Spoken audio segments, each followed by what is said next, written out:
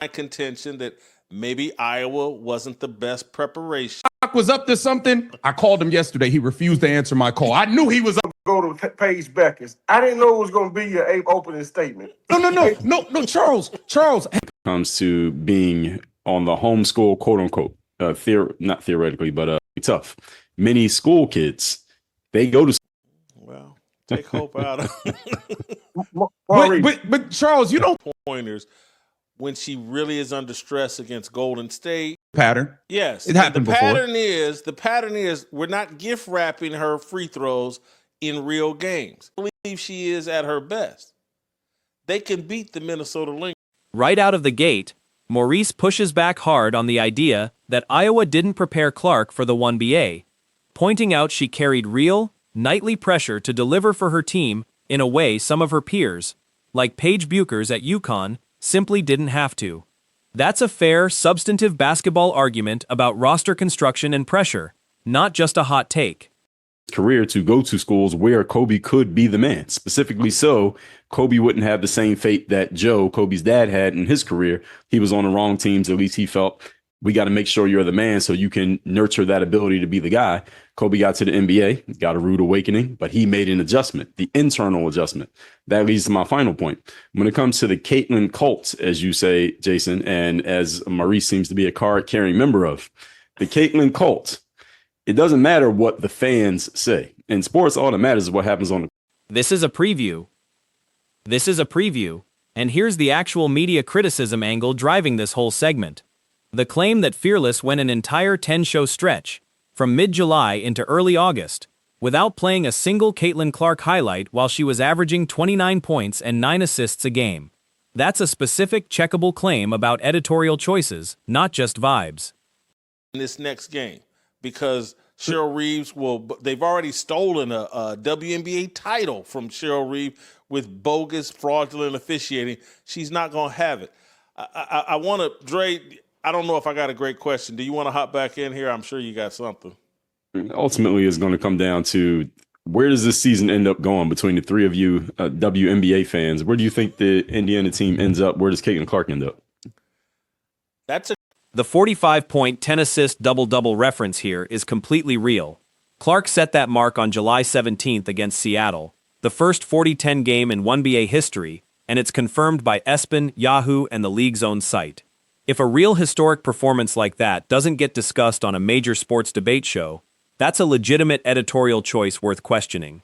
For Caitlin in the WNBA, and then address Charles's point. I completely disagree with you.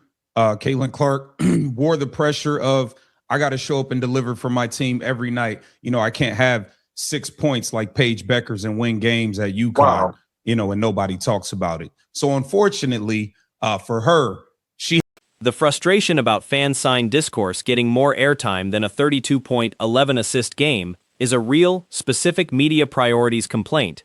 And it's the kind of thing that's genuinely worth holding a national sports show accountable for, regardless of how you feel about Clark personally. Double. Virgil, I didn't even get invited on the dang show the next day. It's insanity. It doesn't stop there, guys. Jason is incredible. Hadley, I feel like you have something to do with this. I'm going to call you after the show. A 32.7 assist game. You know what we talked about, Virgil? We talked about 12 people putting up signs for Sophie Cunningham. We talked about signs in the stands. We talked about an old overweight lady sitting in the front row as a plant. We never talk about the 32 points. The stats cited here, a stretch shooting 55% from the floor, 46% from three, 90% from the line, is the kind of efficiency number that would dominate coverage for almost any other player in any other sport. And the pushback about it getting ignored until one below average game happens is a fair, pattern-based critique of selective coverage. I'm trying to, hey, look, I see what they're doing here, but here's what's going to happen when they face the Minnesota Lynx. Here's what's going to happen when they face these upper echelon teams. I'm always trying to put you ahead of the conversation. Everybody, hey, let's look. She scored 45 points against some trash team. I'm trying to say, well, that 45 points is going to shrink down to 18, 19, and some turnovers and some forced three-pointers when she really... The free throw double standard call-out is worth sitting with. pointing out that Aja Wilson scored 36 points on 14 free throws, with zero criticism about the volume, while Clark drawing contact gets framed as somehow suspicious, is exactly the kind of inconsistency that's fair to call out in real time. Game. I'm not refuting that. I'm not refuting that. But the one time you feel like she didn't meet the bill is the only time a highlight ever gets played on the show. It's been 10 shows where the girl averaged 30 and 10. Oh, because I know Dre, he used to talk about percentages because, you know, they pulled this little trick on me with the. Dre's homeschooled analogy is actually a thoughtful basketball point once you get past the loaded label. The idea that some players who never face real adversity in college can get exposed once real competition arrives in the pros. It's a real basketball development theory, not an insult, even if the framing got heated in the moment. Caitlin Clark on the basketball court is never a story unless she doesn't play up to what you believe the standard is. 45-point double-doubles don't matter. Nothing matters until it's only a story when she does not play up to your standard. It's been proven. If she had a 45-point double-double yesterday against Minnesota, I guarantee that'd be all we'd be talking about today. The signal versus noise breakdown here is genuinely one of the smarter points in this whole segment.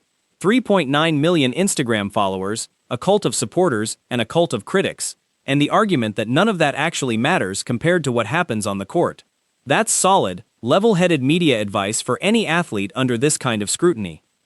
It has no interest in boxing anyone out. She's just a spectator.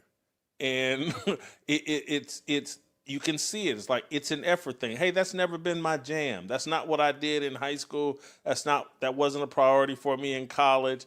And it's not a priority for her in the WNBA. And it is problematic. And she's such a gravitational force that she makes them a bad defensive team. That if The Game of Thrones hate watch analogy is a fair defense of tough love criticism. The idea that pointing out flaws in something you genuinely care about isn't the same as hating it. Whether or not you buy that as a full defense of the specific commentary being discussed, it's a reasonable framework for how sports criticism is supposed to work. everybody, hey, let's look. She scored 45 points against some trash team. I'm trying to say, well, that 45 points is going to shrink down to 18, 19, and some turnovers and some forced three-pointers when she really is under stress against Golden State, when she's really under stress against Minnesota.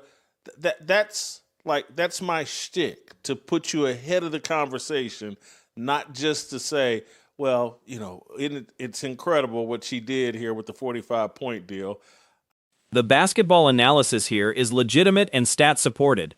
Indiana can run up the score against bottom feeder and middle-of-the-pack teams while getting away with real defensive lapses, like the 16 offensive rebounds they gave up to Seattle, but they genuinely haven't beaten the league's upper echelon teams consistently this season. That's a real, fair critique independent of any media coverage debate. Evaluate her game and maybe make some adjustments to maybe not being the best player on the court at all times. That's what happens with players when they go to other places. Look at somebody like Kobe Bryant. If you read the books about him, his father was steering his career to go to schools where Kobe could be the man. Specifically so, Kobe wouldn't have the same fate that Joe, Kobe's dad, had in his career. He was on the wrong teams. At least he felt, we got to make sure you're the man so you can nurture that ability to be the guy. The free throw pattern argument gets sharper here, pointing out Clark didn't shoot a single non-technical free throw in a specific recent game, then connecting it to a broader claim that officiating tightens up specifically against elite defensive teams like Minnesota. Calling specific officiating fraudulent is a strong opinionated word choice worth flagging as opinion rather than a proven fact, but the underlying pattern of inconsistent whistle rates by opponent is a real, trackable stat worth investigating further. We never talk about the 32 points. Ironically, the one time in over 3 weeks where she has 19 points and 10 assists, and I agree, she was the fourth best guard on the court in that game. I'm not refuting that. But the one time you feel like she didn't meet the bill is the only time a highlight ever gets played on the show. It's been 10 shows where the girl averaged 30 and 10. Oh, because I know Dre, he used to talk about percentages because, you know, they pulled this little trick on me with the Atlanta Dream third quarter. They waited until one bad third quarter to actually. And the closing basketball breakdown is genuinely solid analysis, crediting Minnesota's ball screen defense, Cheryl Reeve's coaching, and real roster depth advantages, while still making the case that Indiana's top 3 talent can compete with anybody if everything clicks. That's a nuanced, credible take, not just a hot take for the sake of engagement. And here's why I disagree with Jason when he said Caitlin should be the best guard on the court every time. But no, Olivia Miles has got the equal talent. She's a supernova too. Now, can Caitlin go play it? Caitlin may very well light her up the next time they play. All right. But oh, she will. We take names. We take names around here, Charles. Okay, she will. that. Don't even worry about it. Remember you said that, man. But I'm saying is it's more than capable that the other one may play better. You know, because they're all good players. And so it's the moment of truth. It's who's ready to play that day. And yesterday was Minnesota's day.